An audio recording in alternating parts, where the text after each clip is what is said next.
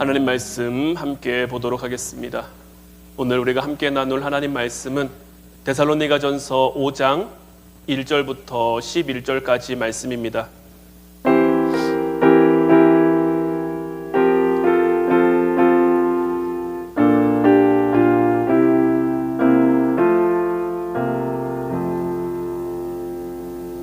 오늘 말씀 제가 여러분들에게 봉독해 드리도록 하겠습니다.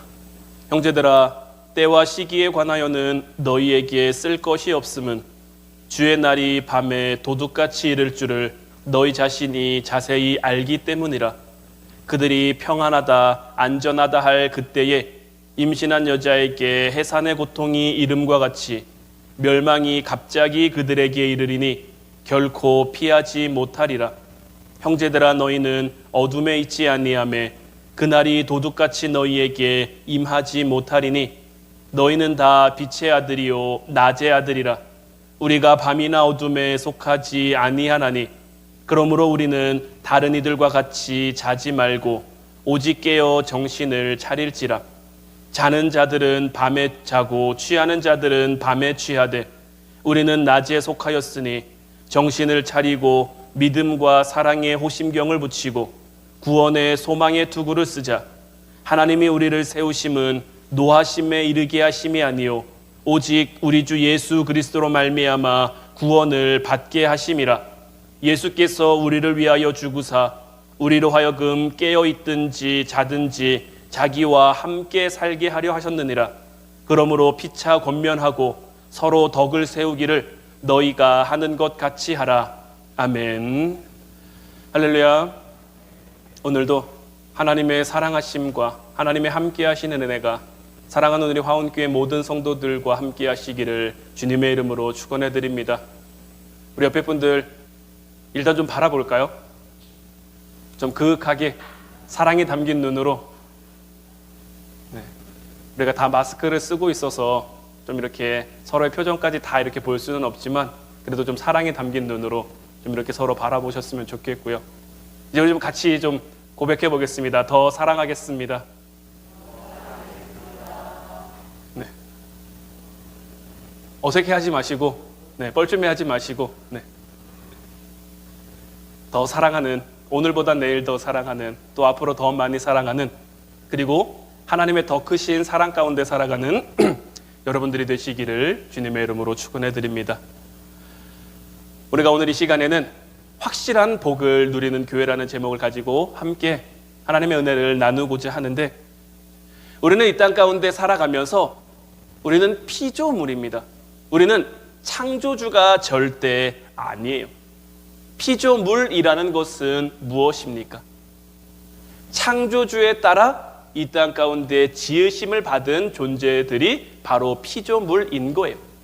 창조주의 뜻에 따라 지어졌고 창조주의 뜻에 따라 살아가야 하는 존재가 사실 피조물의 존재의인 거예요. 우리를 누가 만드셨습니까? 누가 우리의 창조주이십니까? 하나님이 우리의 창조주가 되시고 우리는 그 하나님의 뜻에 따라 이 세상 가운데 보내심을 받은 거예요. 내 삶 가운데 정한 법은 내 생각이 아니라 어떤 사람들이 이렇게 해야지 하고 합의한 것이 아니라 하나님이 우리에게 주신 그 말씀이 우리의 삶을 관통해야 맞는 거예요. 여러분들이 음식을 만들어요. 여러분들이 김치찌개를 만드는데 김치찌개의 재료를 가지고 김치찌개의 레시피를 가지고 김치찌개를 만들었어요. 그런데 김치찌개에서 김치찌개 맛이 안 나요. 그럼 여러분들은 그 김치찌개를 어떻게 하시겠습니까? 김치찌개가 먹고 싶어서 맛있는 김치찌개를 끓였는데 김치찌개가 아닌 전혀 요상하고 전혀 이상한 그런 맛이 난단 말이죠. 그럼 그 김치찌개는 그 김치찌개가 아닌 거죠.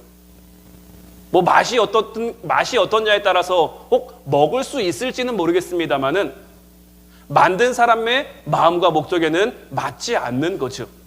자칫 만든 사람이 만들어진 음식 결과물이 마음에 안 들면 그냥 음식물 쓰레기통에 버려도 할 말이 없죠. 하나님이 우리를 만드셨다 함도 사실 이와 같은 원리에 입각해야 하는 거예요. 하나님이 우리를 만드실 때 하나님의 뜻에 따라 저와 여러분들을 만드셨단 말이에요. 그리고 우리에게 말씀을 주셨어요. 그리고 말씀 가운데 우리가 살아갈 수 있도록, 말씀 가운데 우리가 살아가도록 우리의 삶을 이끌어 주시는데, 자꾸 사람들이, 우리 인간들이 하나님의 뜻에서 벗어난 삶을 살아가는 거죠. 진리라고 하는 것은 우리 안에서 절대 나올 수 있는 게 아니에요. 하나님이 그냥 우리에게 일방적으로 주시는 거예요. 내가 받아들일 수 있고 없고가 중요한 게 아니라, 내가 믿는다 믿지 못한다가 중요한 게 아니라, 하나님의 말씀은 그냥 진리로 서 있는 거예요. 이건 어떤 합의의 문제가 아니에요. 하나님, 내가 여기까지는 믿을 수 있으니까 여기까지는 진리고요, 내가 못 믿는 부분은 진리가 아니에요. 하나님, 여기까지만 좀 이렇게 해주시면 안 될까요? 라고 뭐 합의하거나 거래하거나 타협하거나 이럴 수 있는 그런 부분이 아니라, 그냥 하나님이 세우신 그 진리가 그냥 우리 가운데 임해야 되는 거예요. 물론 그것을 받고 못 받고는 우리 믿음의 문제, 우리의 신앙의 문제일 수는 있지만, 우리가 못 받는다고 진리가 진리 아닌 것이 되는 것은 아닌 거죠. 그래서 요한복음 8장 32절 말씀을 보면, 진리를 알지니 진리가 너희를 자유롭게 하리라. 이 세상은 굉장히 복잡한 것 같습니다. 이 세상은 굉장히 좀 혼란한 것 같습니다. 하지만 그 가운데 하나님이 주신 진리가 우리의 삶 가운데 들어오면, 그 말씀이 우리의 삶을 관통하면, 사실 이 세상은 굉장히 단순해요. 어려울 게 없어요. 하나님의 뜻에 따라 지어졌고, 하나님의 뜻에 따라 운행되어지고, 물론 지금은 공중 권세 잡은 사단의 그 영향력 아래 놓여 있는 것 같지만, 하나님의 때가 되면 그것이 뒤집어져서 다시 하나님의 나라가 우리들 가운데 도래할 것이고, 그 때가 되면 우리가 죽임을 맞아서든 아니면 살아있는 새로든 주님을 만나 주님과 영원한 생명을 누리게 될 것이, 그것이 이 세상을 향한 하나님의 뜻이고 하나님의 방법이고 하나님의 법칙인 거예요. 그런데 우리가 이 세상을 살아가면서 자꾸 우리가 원하는 것을 따라, 우리 마음에 따라, 우리 생각에 따라가면서 하나님의 말씀에서 자꾸만 벗어나고 싶은 거예요. 그런데 분명히 알아야 될 것은, 죽음에 관해서도 부활에 관해서도 성경은 선명하게 우리에게 이야기하고 있다라는 거예요. 그런데 자꾸 그러한 말씀 가운데 내 생각은 이렇습니다, 내 생각은 저렇습니다, 이제 우리가 이렇게 말할 것이 아니라, 우리가 아무리 그렇게 해도 그러한 것들이 우리의 삶의 정한 법이 될 수 없는 거예요. 우리 화운교회 지금 이 자리에 한 20명 정도가 앉아있는데, 20명이 하나님 앞에 같이 마음을 앞에 기도하면서, 하나님, 우리는 이렇게 뜻을 정했습니다, 하나님, 우리는 이렇게 뜻을 세웠습니다, 그렇게 올린다고 해서 그것이 진리가 될 수 있는 것은 아니에요.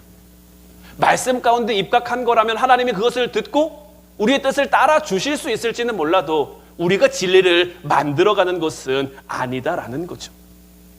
이제 바라기는 하나님의 말씀을 따라 여러분들 인생의 물음표가 말씀 까닭의 느낌표로 바뀔 수 있기를 주님의 이름으로 축원해 드립니다. 우리가 아무리 우리의 삶 가운데 물음표를 던지고 질문을 해도 그 답을 우리 스스로는 찾을 수 없는 것. 아무리 똑똑한 사람들도 다 그 한계가 있을 수밖에 없는 것이고, 하나님의 정한 법칙에서 자유로울 수 있는 사람은 아무도 없는 것.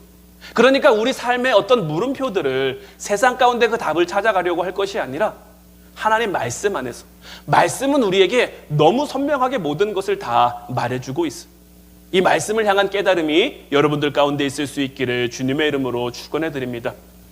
우리가 지난 시간에 이제 죽음에 관한 말씀을 좀 나눴죠.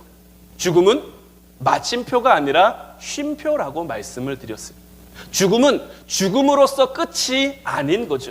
지난 시간에 말씀을 나눈 것처럼 죽음이 죽음으로써 끝이라면 여러분들 지금 이 자리에 앉아 있으실 필요가 없어요. 어차피 죽음은 끝인데 뭐하러 앉아 있습니까? 그냥 예배 자체가 좀 여러분들 마음을 편안하게 하고 여러분들을 기쁘게 한다면, 그것 때문에 앉아 있는 거라면 또 모르겠어요. 하지만 죽어서 하나님 나라가 없고 죽어서 영원한 생명이 없다면 지금 우리가 이 자리에 앉아 있는 거 굉장히 어리석은 짓이고 부질없는 짓일 수밖에 없는 거예요. 하지만 우리가 믿는 것은 무엇입니까? 죽음이 죽음으로써 끝이 아니라 지금 이후에 영원한 삶을 우리가 소망하고 기대하고 그 나라를 꿈꾸며 살아가기 때문에 우리가 우리의 시간을 하나님 앞에 헌신하면서 우리의 물질을 헌신하면서 우리의 정성을 헌신하면서 하나님을 믿는 신앙의 행위를 이어가고 있는 거죠. 고린도후서 4장 16절로 18절 말씀을 보면 그러므로 우리가 낙심하지 아니하노니 우리의 겉사람은 낡아지나 우리의 속사람은 날로 새로워지도다.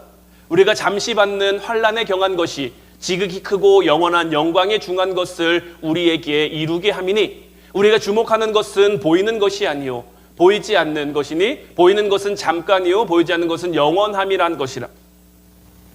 이 말씀을 보면 우리가 뭘 알 수 있냐면 우리의 삶 가운데 우리를 낙심하게 하는 것들이 굉장히 많아요. 뭐 때로는 물질적인 문제가 될 수도 있고 아니면 건강적인 문제가 될 수도 있고 자녀의 문제가 될 수도 있고 사업장의 문제가 될 수도 있고 여러 가지 일들로 인해서 자꾸 우리 마음에 어떤 실망감이나 좀 낙심하는 그런 마음, 때로는 근심과 걱정이 우리의 마음을 채울 때가 있죠.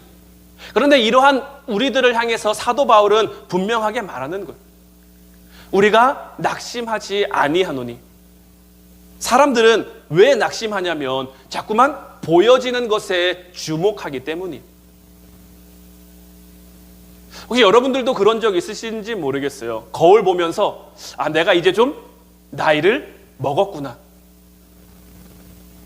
제가 아직 그런 말할 좀 입장은 여러분들 앞에서 아닌 것 같지만 그래도 저도 거울을 보고 제 이렇게 몸을 볼 때면 내가 그래도 이제 나이를 좀 먹어가나 보다 이런 마음이 들 때가 있거든요.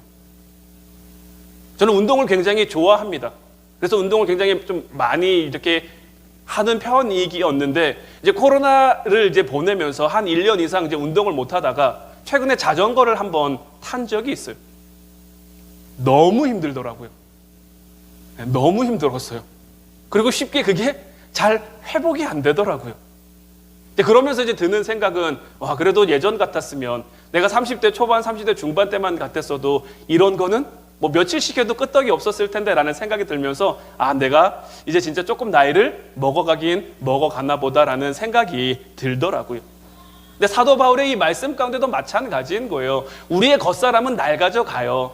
하루하루 시간이 지나면 지날수록 우리의 겉사람은 변화를 맞이할 수밖에 없어요.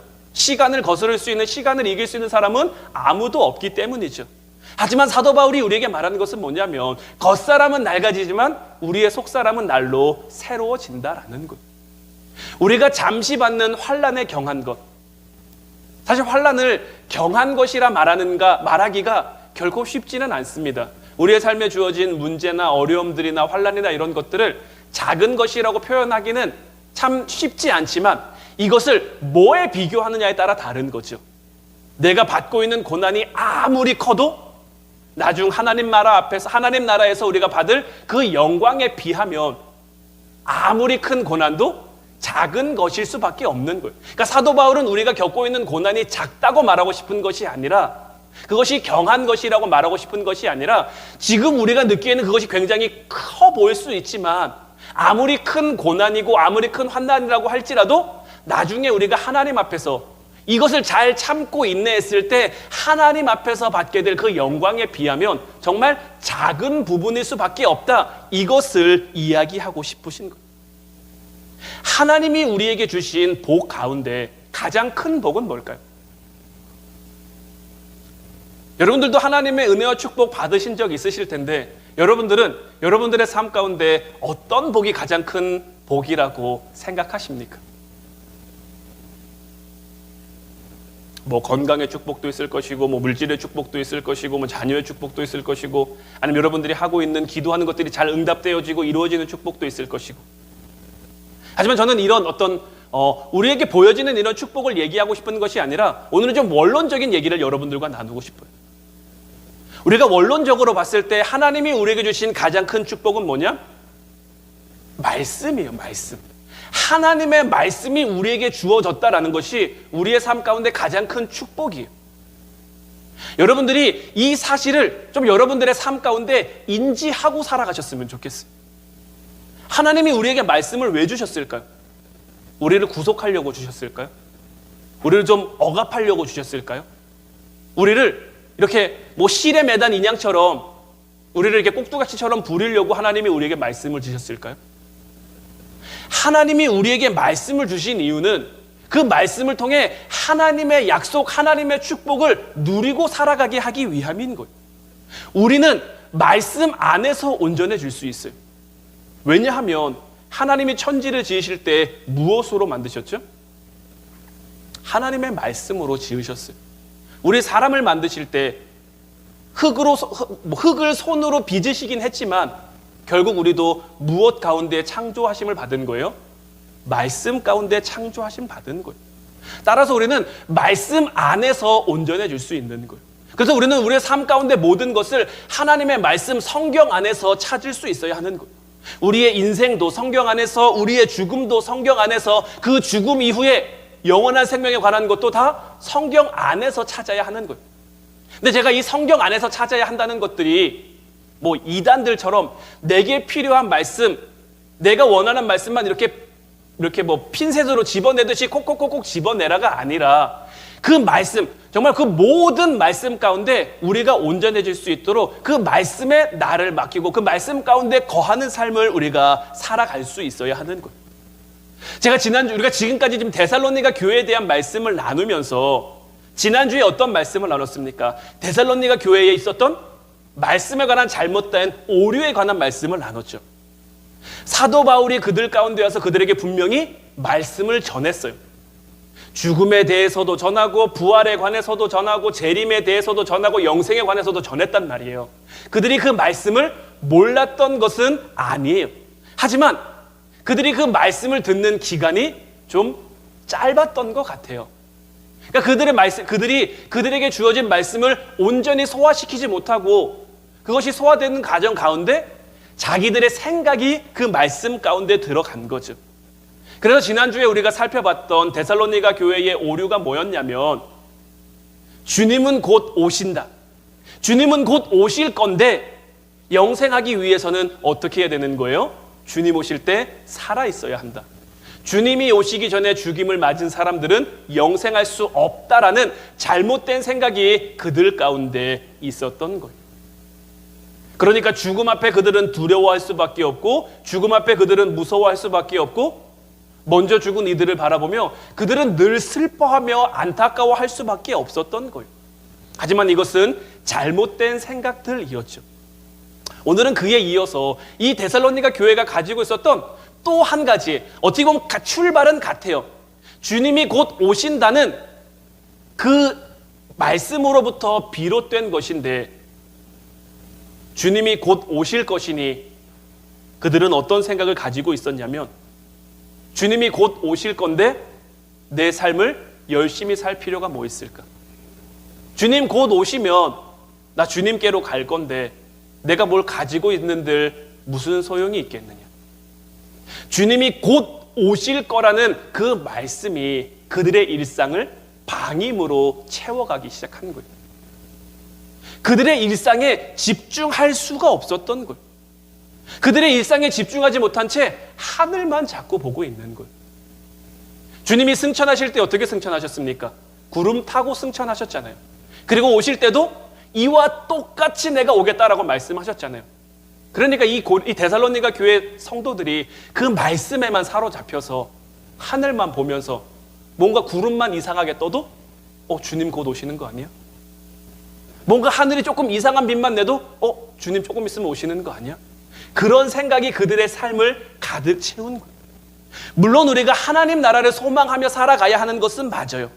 하지만 곧이라는 그 생각, 우리 주님 곧 오실 것이라는 그 생각, 그 곳에 자기들의 생각이 들어가니까 이 곳에 자기들의 마음을 다 뺏겨버리는 거예요. 때와 시기는 하나님이 우리에게 허락하신 부분이 아니에요. 그런데 그 곳이라는 생각이 그들의 마음을 사로잡으니까 그 생각 안에서 그들의 일상이 무너져 버리기 시작한 거예요. 우리나라에도 예전에 혹시 기억하십니까? 92년도 10월 28일 다미 선교회란 그런 선교 모임이 있었어요. 이 다미 선교회가 왜 다미 선교회냐면 이 다미 선교회 대표가 이장님 목사라는 사람인데 이 사람이 책을 한 권 썼어요. 다가올 미래를 대비하라. 다가올 미래를 대비하라고 해서 담이 선교회였단 말이에요. 근데 이 사람이 뭘 주장했냐면 지금 저 팻말에도 나와 있지만 92년 10월 28일 날 예수님의 재림, 휴거 사건이 일어날 것이다 라고 주장을 한 거예요. 지금 이 사람이 이 이장님 목사라는 사람인데 그 시대 가운데, 그러니까 저 때에 이 담이 선교의 문제가 굉장히 심각한 문제였고 굉장히 큰 사회적 이슈를 낳습니다. 저 다가올 미래를 대비하라는 책이 기독교인들 가운데, 교회 가운데서도 좀 굉장히 권장되어지는 필독 도서처럼 그렇게 보급되기도 했어요. 근데 저 사람이 92년 10월 8일 날 휴거가 일어날 것이다. 날짜가 정해지니까 사람들의 일상이 무너져 버리기 시작하는 거예요. 어떤 일들이 있었냐면 철도 공무원이 열차를 몰다가 열차의 문을 다 잠궈버리고 그 열차 안에 이 이장님 목사님 설교 테이프를 틀었어요. 아무도 못 듣고, 아무도 못 내리고 다 들으라고. 이 일로 인해서 이 철도 공무원이 강제로 퇴직을 당했죠. 그래서 퇴직금 다 가지고 어디로 갔겠습니까? 담이 선교회로 갔어요. 30대 주부가 아들 셋을 데리고 선교를 하겠다고 가출하는 일도 있었고요. 어떤 사람은 자기가 가지고 있는 모든 부동산을 다 매각해 담이 선교회에 바치고 전세금을 빼서 교회에 바치고, 한 여고생은 부모가 이 담이 선교회에 못 나가게 하자 음독 자살을 시도했어요. 정말 저를 조금 깜짝 놀라게 했었던 일이 뭐였냐면, 임산부가 휴거될 때 몸이 무거우면 하늘에 못 올라간다고 자기 아기를 낙태하는 일도 있었어요. 교회에서 숙식하다가 교회 목사님하고 부적절한 관계로 임신하는 일도 있었고요. 수많은 신도들이 91년 10월부터 외부 접촉을 끊으며 저 교회에서 하는 그런 곳에서만 생활하는 일. 그러니까 그들의 일상 자체가, 군인들이 휴가를 나갔는데 복귀를 안 해요. 어차피 전날 지나면 끝인데 내가 뭐 하러 복귀하냐. 타령하는 일들도 비일비재했고요. 정말 온 나라를 정말 소동하게 할 정도로 굉장히 큰 사회적 이슈, 사회적 파장을 많이 낳았단 말이에요. 남녀노소 구분 없이 저 안에서 그냥 예배만 드려요. 기도만 해요. 하루 종일. 그런데 어떻게 됐습니까? 저 92년 10월 28일 날 아무 일도 일어나지 않았죠. 아무 일도 일어나지 않고 그 후에 이제 이 이장님 목사로 인한 사회적 파장이 너무 컸잖아요. 그래서 이 목사에 대해서 조사하고 뭐 경찰이나 검찰에서 이제 파헤치다 보니까 이 사람 앞으로 재산이 35억, 신도들로부터 받은 재산이 35억, 뭐 채권으로 받을 것도 있는데 공교롭게도 그 채권 날짜가 휴거일이 지나고 일주일인지 2주일인지가 지난 다음이었어요. 그러니까 이제 기자들이 이 목사에게 묻는 거죠. 목사님이 채권을 못 받을 걸 알고 있었습니까? 목사님 말대로 이날 휴거 사건이 일어났으면 정말 이거는 정말 아무것도 아닌 휴지 조각이 됐을 텐데 목사님 그걸 알고도 이렇게 하신 겁니까? 그랬더니 이 이장님 목사라는 사람이 뭐라고 얘기를 했냐면, 나는 휴거되지 않는다. 자기는 휴거되는 사람이 아니래요. 다른 사람들은 가고 나는 이 땅에 남아야 된대요. 이 땅에 남아있는 다른 사람들을 위해. 그러니까 말도 안 되는 거짓말들로 그의 삶을 채웠던 것이고, 그런 잘못된 것들이 하나님의 말씀, 저들 가운데 하나님 말씀에 대한 지식이 없었을까요? 아니요. 말씀에 대한 지식은 있었어요. 그러니까 저기에 모여든 거예요. 하나님을 아예 모르는 사람이 저기에 모였겠습니까? 하나님을 아예 안 믿는 사람들이 저기에 모였겠습니까? 하나님을 믿는 사람들이 정말 저 날에 무슨 일이 일어나지 않을까? 우리 주님 재림한다고 하셨는데, 공중에서 우리가 주님을 영접한다고 했는데 그 사건이 정말 전날에 일어나지 않을까라는 생각이 말씀 가운데 말씀을 잘못된 해석으로 받아들이게 한 거예요. 오늘날에는 이러한 일들이 없습니까? 신천지요, 신천지. 신천지가 우리들에게 주장하는 게 뭘까요? 신천지에 빠진 사람들은 어떤 말씀에 속는 걸까요? 신천지는 14만 4천이라는 숫자를 굉장히 중요하게 여깁니다. 근데 그 14만 4천을 모으기 위해 어떤 주장을 말하냐면 곧 역사가 시작된다. 곧 역사가 이루어진다. 곧 역사가 완성된다. 역사가 완성되기 전에 어디에 들어야 되는 거예요? 14만 4천 안에 들어야 하는 거예요. 지금 코로나 사태로 인해서 신천지가 굉장히 큰 사회적 이슈가 되셨잖아요. 그때 이제 뭐 신천지 신도들이 많이 이탈했다고는 하는데, 그리고 나서는 정확한 자료가 집계된 게 없어서 제가 지금 신천지의 숫자가 어느 정도 되는지 모르겠습니다만은, 코로나 사건 이전에 신천지의 숫자가 대략 한 35만 정도 된다 그랬거든요. 사실 어떻게 보면은 그들은 14만 4천을 주장했는데 14만 4천을 넘었잖아요. 14만 4천을 넘어서자 그들은 뭐라고 주장했을까요? 처음에는 14만 4천 안에 들어야 된다. 곧 역사가 이루어질 것이기 때문에 여기 안에 들어야 된다라고 주장을 했고, 14만 4천을 넘어서는 순간부터는 그냥 14만 4천이 아니라 인침받은 14만 4천이 돼야 된다고 하고, 그로 인해서도 또 안 되니까 숫자가 많아지니까 전 14만 4천이 있고 후 14만 4천이 있대요. 그러니까 이런 식으로 자기들의 주장을 자꾸 바꿔가면서 말도 안 되는 논리를 펼치는데, 이 곧이라는, 어떻게 보면 사람들 마음이 그만큼 불안하고 두려운 마음이 있는 거겠죠. 그런 심리 가운데 하나님의 말씀으로 빙자된 곧이라는 생각이 들어오니까 신천지에 빠질 수밖에 없는 거예요.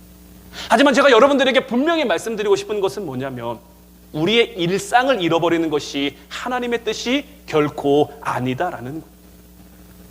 창세기 1장 27절 28절 말씀을 보면, 하나님이 자기 형상 곧 하나님의 형상대로 사람을 창조하시되 남자와 여자를 창조하시고 하나님이 그들에게 복을 주시며 하나님이 그들에게 이르시되 생육하고 번성하여 땅에 충만하라. 땅에 정복하라. 바다의 물고기와 하늘의 새와 땅에 움직이는 모든 생물을 다스리라 하시니라.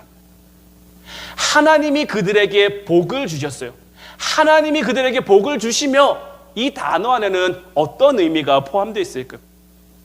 크게 두 가지인데, 첫 번째는 하나님이 그들의 삶을 통해 복을 주시겠다. 그러니까 니들이 살아가는 동안에 내가 복을 줄 거야. 그러니까 너희들은 내가 준 복을 가지고 살아. 이러한 의미가 하나 있고, 이미 그들의 삶이 살아갈 수 있도록 복을 주셨다라는 것. 그러니까 저 말 안에는 우리가 살아갈 수 있는 복을 이미 허락해 주셨고, 또 앞으로 살아갈 복도 주시겠다라는 의미가 함께 담겨 있는 거예요. 이 세상을 창조하신 하나님께서 또 그 가운데 사람을 창조하시면서 복을 주시겠다라고 말씀하신 거예요. 우리 하나님께서는 우리가 이 땅 가운데 육체를 입고 살아가는 것을 절대 저주라고 말씀하지 않으셨어요. 육체를 입고 이 땅을 살아가면서 가정을 이루고 땅을 경작하고 내 인생을 정복해 가면서 내 삶을 다스려 가면서 하나님은 우리가 만나게 될 모든 상황, 모든 것들에 대해서 결코 저주라고 말씀하신 적이 단 한 번도 없으십니다. 우리가 분명히 알아야 될 것은 뭐냐면, 우리가 육체를 입고 이 땅을 살아가는 것, 우리에게 복이에요. 우리의 가정도 복이고, 우리의 일터도 복이고, 사업장도 복이고, 공부하는 것도 복이고, 남편도 복이고, 아내도 복이고, 다 복이에요. 하나님이 그런 것들을 우리에게 복으로 주셨어요. 그런데 우리의 삶 가운데 어떻습니까? 때로는 복을 복이 아닌 것처럼 여기면서 살아가는 거예요. 때로는 복을 저주라 여기면서 살아갈 때도 있는 거예요. 왜 그럴까요? 하나님이 우리에게 복을 주셨는데, 하나님이 우리에게 복으로 주신 건데, 우리는 왜 힘들다고 말하고, 왜 어렵다고 말하고, 이런 일들이 우리 안에 일어나는 것들은 세상이 우리를 그렇게 만들어가는 거예요. 세상이 우리를 그렇게 속이는 거예요. 자꾸 내 삶이 저주인 것처럼. 그래서 우리를 지치게 하고, 우리를 힘들게 하고, 우리를 어렵게 하고, 우리를 아프게 만들고, 그때를 향해 주님께서 우리에게 무엇을 말씀하셨냐면, 수고하고 무거운 짐진 자들아 다 내게로 오라. 내가 너희를 쉬게 하리라. 우리가 하나님의 복으로 이 땅을 살아가지만, 이 땅을 살아가는 거 결코 쉬운 일만은 아닙니다. 지금 우리가 살아가고 있는 사회의 모습들이, 어떤 사회의 현상들이, 또 우리가 가지고 있는 크고 작은 여러 가지 문제와 어려움들이 우리의 삶을 분명히 힘들게 하고 어렵게 해요. 복으로 주셨지만 그 복을 감당하기에 분명한 어려움이 있는 것은 맞아요. 하지만 그때를 향해서 우리 주님께서는 분명히 말씀하신 거예요. 수고하고 무거운 짐진 자들아 다 내게로 오라. 내가 너희를 쉬게 하리라. 우리는 주님 안에서 쉼을 얻을 수 있어야 하는 거예요. 우리 주님께서는 결코 하나님 나라만 복이고 천국만 복이고 이 땅에 살 삶은 저주라고 말씀을 하지 않으신 거예요. 따라서 우리는 천국을 지향하며 천국의 복도 소망해야 되지만 이 땅 가운데서도 하나님이 주신 복을 충분히 누리면서 살아갈 수 있어야 하는 거예요. 오늘 본문 1절 2절 말씀을 보면 형제들아 때와 시기에 관하여는 너희에게 쓸 것이 없음은 주의 날이 밤에 도둑같이 이를 줄을 너희 자신이 자세히 알기 때문이라. 때와 시기에 관해서는 너희에게 쓸 것이 없다는 거예요. 왜 쓸 것이 없을까요? 앞서 말씀드린 것처럼 때와 시기는 우리와 상관 있는 게 아니에요. 그러니까 너희는 곧이라는 말에 사로잡혀서 너희들의 일상을 무너뜨리지 말라라는 거예요. 심판과 재림이 언제 어디서 어떻게 이루어지는가에 대해서는 사람에게 허락된 지혜가 아니에요. 이건 오직 하나님에게만 국한되어 있는 그러한 지혜인 거예요. 로마서 12장 3절 말씀인데요. 내게 주신 은혜로 말미암아 너희 각 사람에게 말하노니 마땅히 생각할 그 이상의 생각을 품지 말고 오직 하나님께서 각 사람에게 나누어 주신 믿음의 분량대로 지혜롭게 생각하라. 생각할 그 이상의 생각을 품지 말라는 것은 뭐냐면 하나님이 우리에게 말씀을 주셨잖아요. 진리를 주셨잖아요. 자꾸 그 진리 가운데 내 생각을 첨가하지 말라는 거예요. 때와 시기는 우리에게 관련된 게 아니에요. 근데 곧이라는 말씀에 내 생각을 주입해서 내 생각이 거기에 사로잡혀서 우리의 일상을 무너뜨리지 말라는 거예요. 다른 말씀을 향해서도 마찬가지예요. 우리에게 주신 말씀을 말씀 그대로 받아들일 수 있어야 하는 거예요. 그런데 세상은 자꾸 우리에게 말씀 이상의 생각을 품으라고 말하는 거예요. 에덴 동산에 살고 있던 하와에게 뱀이 어떻게 유혹했습니까? 뱀이 어떻게 유혹했습니까? 뱀이 하와에게 말씀으로 접근했어요. 말씀으로 접근했는데 그 말씀에 요만큼의 생각을 더한 거예요. 하와로 하여금 그 말씀 가운데 요만큼의 생각을 더하도록.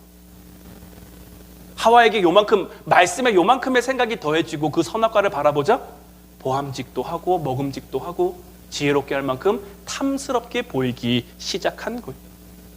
이 세상이 우리를 향해 마찬가지인 거예요. 이 세상의 것들이 이 세상을 말씀으로 살아가려는 우리 그리스도인들을 향해서 사단이 하는 방법은 요만큼의 생각을 집어넣는 거예요. 말씀이 변질되도록, 말씀이 오염되도록. 그러면 우리에게도 하나님의 것보다, 하나님의 말씀보다, 하나님의 뜻보다 세상 것들이 보암직도 하고 먹음직도 하고 지혜롭게 할 만큼 탐스럽기도 하고 우리의 삶을 좋게 만들게, 우리의 삶을 즐겁게 만들 것처럼 보여지게 하는 거죠. 그래서 오늘 본문 6절 8절 말씀을 보면 그러므로 우리는 다른 이들과 같이 자지 말고 오직 깨어 정신을 차릴지라. 자는 자들은 밤에 자고 취하는 자들은 밤에 취하되 우리는 낮에 속하였으니 정신을 차리고 믿음과 사랑의 호심병을 붙이고 구원의 소망의 투구를 쓰자. 우리를 잠들도록 하는 어둠이 담긴 이상한 자장가를 우리 곁에서 부르는 사람들이 있는 것은 분명 사실이에요. 세상은 우리를 그렇게 유혹해요. 하지만 그것에 잠드는 모습은 그리스도인으로서의 모습이 아닌 것. 혼미케 하는 세상의 술을 가지고 우리 앞에 흔들며 이것을 마시라 하는 자들이 있는 것은 분명한 사실이지만 그것 가운데 내 인생이 취해서 해롱거리는 것은 하나님이 우리에게 원하시는 그리스도인으로서의 모습이 아니다라는 것. 우리가 낮에 속했으니 빛에 속했으니 이러한 모습으로 살아가지 말라라는 거예요. 엉뚱한 잠, 엉뚱한 술에 취해서 살아가는 것이 아니라 오직 하나님 말씀에 든든히 우리의 믿음의 기초를 내리고 살아갈 수 있어야 하는 것. 깨어서 흔들리지 않도록 정신을 차리고 똑바로 살아가야 한다라는 거죠. 하나님께서 저와 여러분들을 지금 이 자리 가운데 보내신 이유가 분명히 있는 거예요. 하나님이 우리를 지금 이 시대 가운데, 이 나라 가운데 보내신 이유가 분명히 있는 거예요.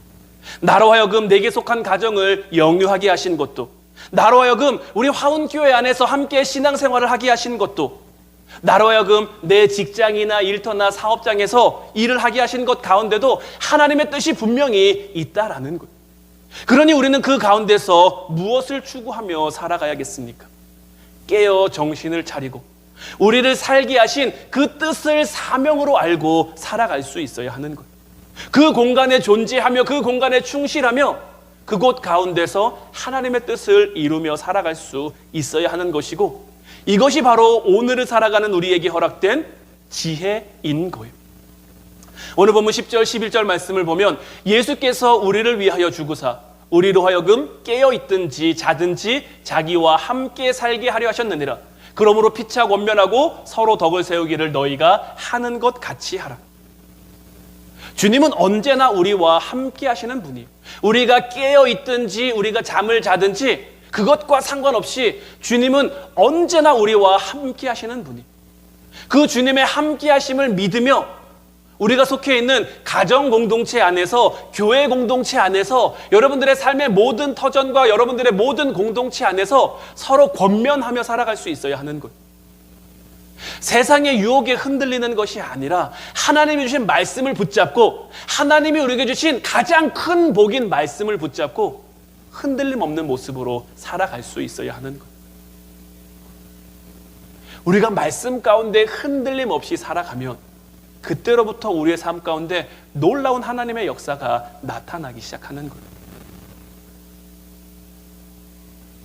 사도 바울이 예수님을 만나기 전, 어떻게 보면 굉장히 화려한 인생이에요.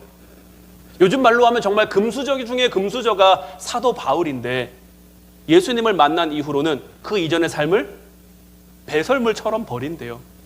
그 이유가 뭘까요? 사도 바울은 어떻게 그렇게 할 수 있었을까요? 예수님을 만나고 보니까 그 이전에는 내가 말씀 가운데 깨어있지 못했는데 하나님이 주신 말씀으로 내가 온전히 깨어 정신을 차리고 보니까 내가 지금까지 혼미하게 하는 세상 술에 취해 있던 것이고, 나를 잠들게 하는 자장가에 잠들어 있었던 것이고, 내가 이제 그것에 깨어 정말 하나님의 뜻을 따라 이 세상을 바라보니까, 하나님의 뜻에 따라 이 세상을 바라보기 시작하니까 무엇이 복인지 깨닫게 된 거예요. 아, 이게 복이 아니고 이게 복이구나.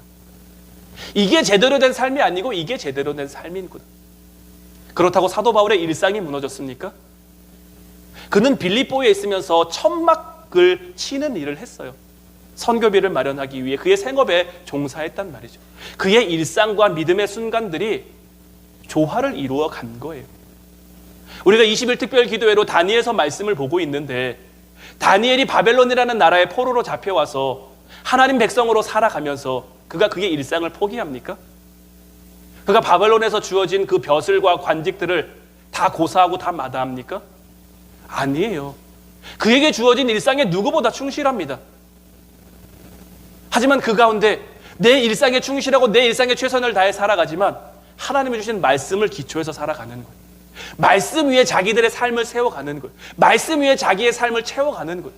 그러한 모습 가운데 하나님이 역사하시니까 그의 삶이 힘들고 어려웠을지 몰라도 누구보다 복되고 누구보다 평안하고 누구보다 행복한 삶을 살아갈 수 있었던 거예요. 저는 이제 우리 화운교회를 통해서 이러한 축복이 만들어질 수 있기를 주님의 이름으로 축원해 드립니다.